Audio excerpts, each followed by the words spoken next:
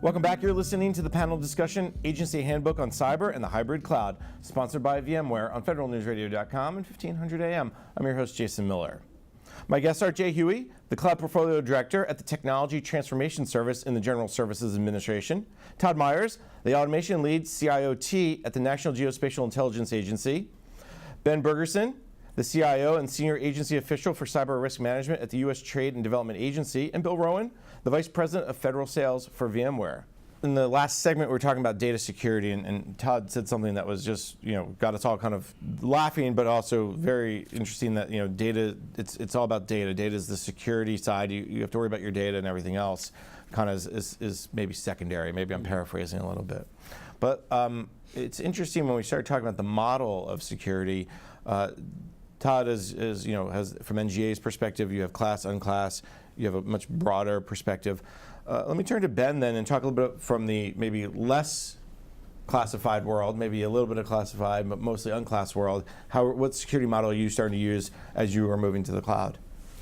So we're following along with the OMB modernization initiatives, and we're looking at data level security protections and data level mission value added. So if this analytics information talking about what U.S. exports brought $500 million versus $300 million, we protect those data elements differently than our HR files. And we protect those differently than our ERP system and our financial network. So you get to modernizing each of the services with the latest applications, and as you're doing it, you tailor the security based on the value of that data and the protections that it needs.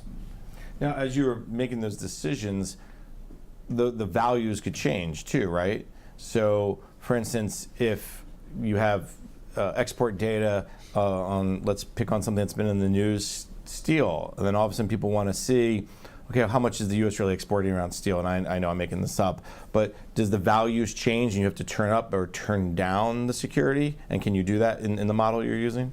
Yes, it changes over time. So pre-decisional reviews of where we can help U.S. exports have a different security model than historical information of that happened 5 years ago and it's public knowledge. And we have different security controls for different data elements based on the value of that data. And we also publish the public information, so you can ask for it as well.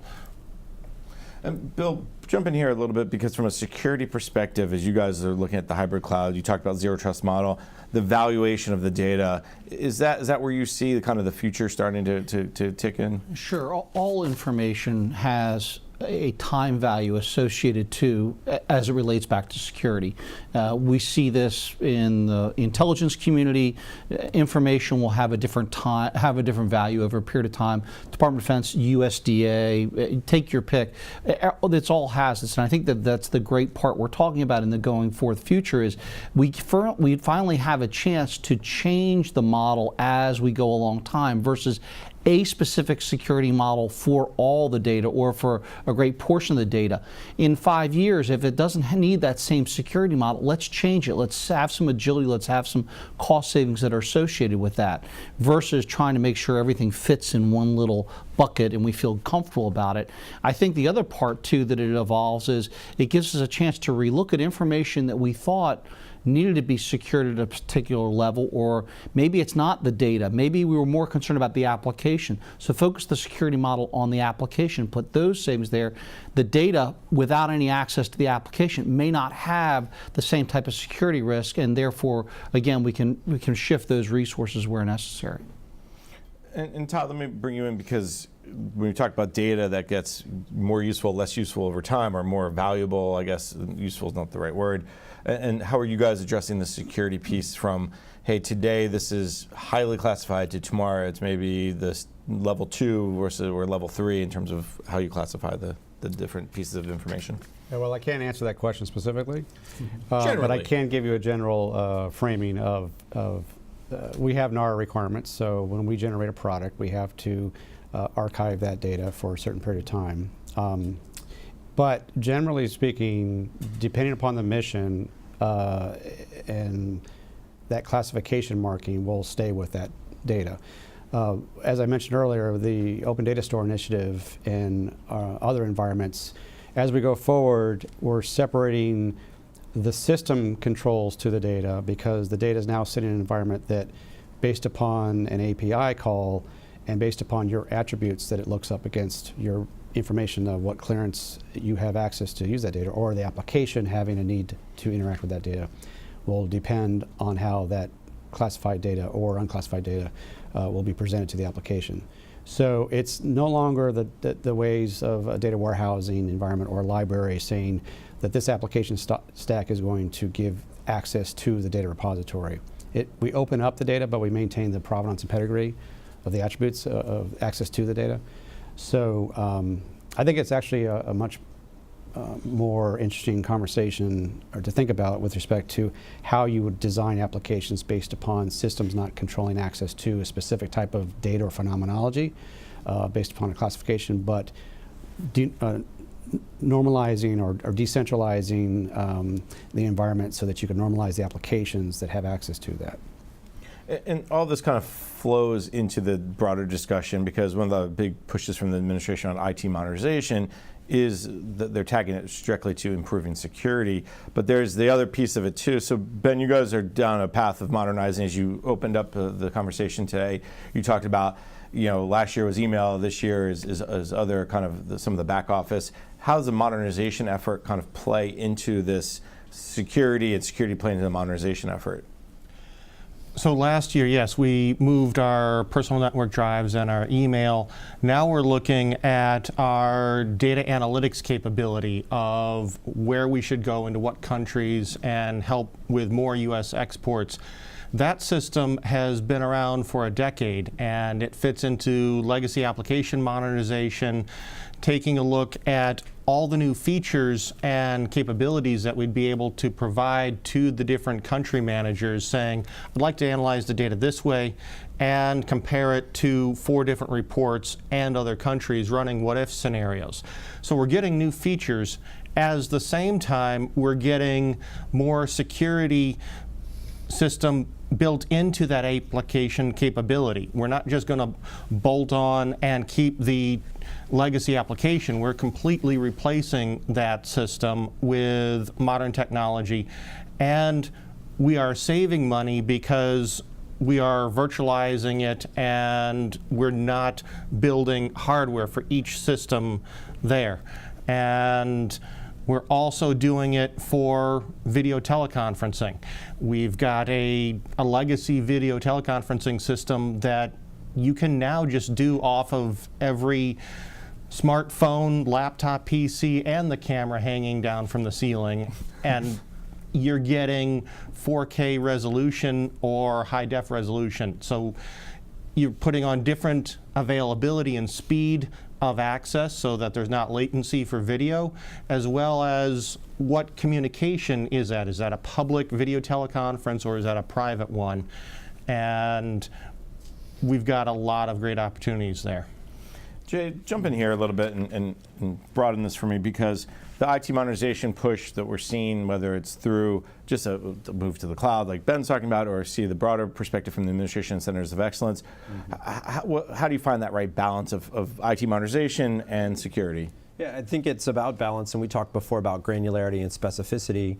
And so the system that might be a high-side system holding the data might have a help desk component that frankly never touches the data, just has a username and maybe an access time, and that can be low. And so instead of treating that in one monolithic bubble where that help desk ticket system now has to be high, we can start to be appropriate with those security controls. And I think that speaks to modernization. We all know there's not an infinite pot of money, and so agencies have to specialize and prioritize what they're doing with that investment, where they can outsource to a provider, where it is core to their mission and they need to build that in and bake it in. And so what we've seen from the FedRAMP side, we've worked a lot with industry, have over 100 providers, and this shift has changed in the boundary discussions too. And so we're trying to make sure that agencies know where their data is, where the providers know where their data is, and what the kind of interfaces, when we talked about automation before, that go across that, so that you can be clear, okay, that is going to the help desk, but I can show you that they don't have access to the data. Again, it's maybe just user ID, credentials. So that's driving, I think, a better investment of our time and money. so that we can ultimately deliver end user services faster. And we talked about how to do that. I think the one thing we can probably also agree is that this innovation is not going to stop. If anything, it's going to continue to accelerate. We're going to see new types of services that the agencies are going to be able to take advantage of, whether that comes from a cloud service provider or comes from another software, or for that matter, even a hardware manufacturer or professional services firm. We're continuing to learn more and more about this. We're continuing to learn more about how we can harness the power and how we can use this to add even greater agility, resiliency, some of the other things we've talked about. So I think that one of the things that's a constant is we will continue to see innovation in this area, and the pendulum's going to shift a little bit based upon those innovations, one direction or another. The good part is agencies are very well positioned now to take advantage of it regardless of where the pendulum swings. And if there's anything we've learned over the last couple years, it's agencies have now become able to adopt that. How do I utilize it? How do I pivot? How do I figure out whether I need to take this step or can I wait to the next step? I think that's been probably one of the key things that doesn't get written about a lot is agencies have made huge strides, and while there's more work to be done, I think that by most standards you'd have to give our agencies just as much credit as you would the Fortune 50 in terms of what they've been able to accomplish in these last couple of years. You know, we always ask for those good news stories, Bill. Sometimes it's just hard to get through those press shops. Todd, let me bring you into this because something that Jay said and something that Ben said regarding prioritized investments, better investment of time and money to drive new services. Are you seeing that over the last 2.5 years as well, because of moving to the C2S cloud or just the modernization effort at NGA? Yeah. I would say the biggest one is the financial return. I know that's an oxymoron in government, but the financial return on lessons learned from being told go to the cloud provider that the DNI's outlined and facilitated for the IC community to leverage, and going there, just taking what you had in your data center and just redeploying it, versus the lessons learned of how do I break apart those applications? Okay, I learned how to do that. How do I think about orchestration of containers? How do I think about the impact of security of containers coming and going? How do I realign my risk assessors? There's all these lessons learned and how-tos, impacts, right? That actually become the new, what I say, mission business driver. That could be a financial incentive or driver, but the problem that we're facing is that we still have an acquisition process. We are a Title 10 and Title 50 agency. We don't and cannot work under a working capital fund. So these are things that we take advantage of GSA opportunities, but quite frankly, we have multiple colors of money that we have to balance that are based upon very, very legacy acquisition cycles, while at the same time try to do the best of breed of getting into the cloud the way industry does it, right?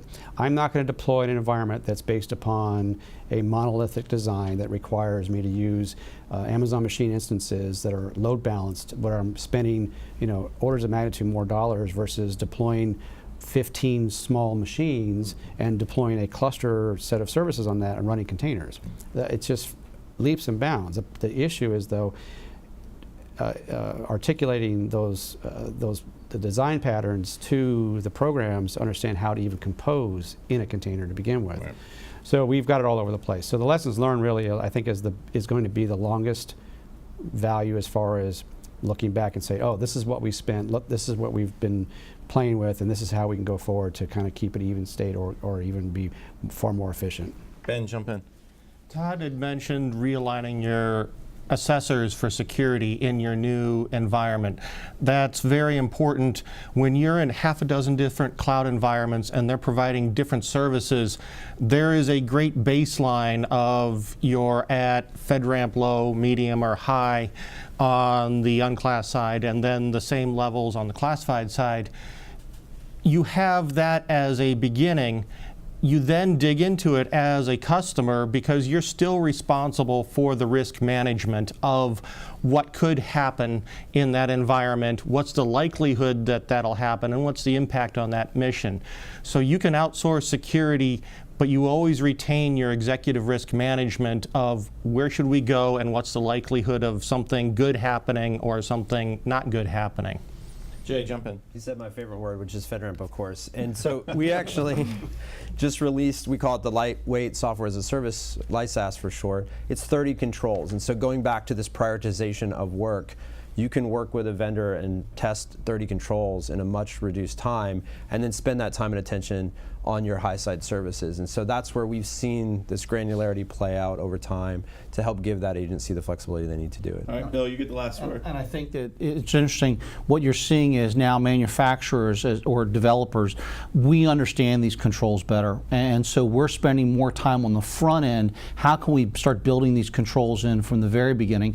And I think the other interesting part that we're seeing of that is it's not just the federal government who's looking at this. We see state and local governments looking at these same things because they don't have that same infrastructure in place at the state level. They're saying, so what are the feds doing? How do the feds address this matter? And so what's happening is it's helping the overall market from that perspective. And I think ultimately it's going to help the taxpayers from a long-term perspective. And I think we wanted to also get into this new licensing model, and you brought up acquisition a little bit, which changes, but unfortunately we're just out of time. We're going to have you all come back again and maybe do this in the future. But this has been a fascinating conversation, so let me first thank my guests. Jay Huey, the Cloud Portfolio Director at the Technology Transformation Service in the General Services Administration. Todd Myers, the Automation Lead CIOT at the National Geospatial Intelligence Agency. Ben Bergerson, the CIO and Senior Agency Official for Cyber Risk Management at the U.S. Trade and Development Agency, and Bill Rowan, the Vice President of Federal Sales for VMware. Gentlemen, thank you so much for your time today. Thank you, Jason. You've been listening to the panel discussion, Agency Handbook on Cyber and the Hybrid Cloud, sponsored by VMware on federalnewsradio.com and 1500 AM. I've been your host, Jason Miller. For more on this discussion, visit federalnewsradio.com and search VMware. On behalf of VMware, thank you for joining us. The archive session will be available shortly. If you requested a training certificate, you'll be receiving an email with the download instructions after the webinar. This concludes our discussion. Thank you.